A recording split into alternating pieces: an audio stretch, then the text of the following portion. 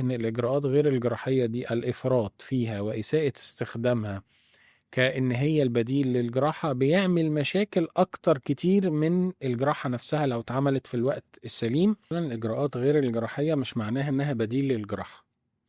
تمام. يمكن أنا مش بقول الكلام ده عشان أنا راجل جراح فمتحيز للمشرط، متحيز للجراحة، وده الباشن الحقيقي لأي جراح. اوكي. لكن هنقول إن هي إجراءات ممكن تصحح ديفوهات صغيرة مهم. لناس صغيرين في السن، ممكن يأجلوا إجراء الجراحة أو لمدة سنة سنتين.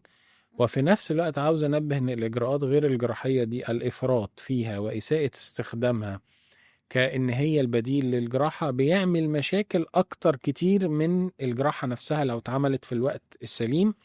فأنا عاوز أقول إن الأوبشنز مش أعداء ومش تيمين ومش فريقين، إحنا أو الاختيارين كل اختيار له الكانديديتس بتوعه أو الناس اللي يصلح ليهم ال الاختيار ده.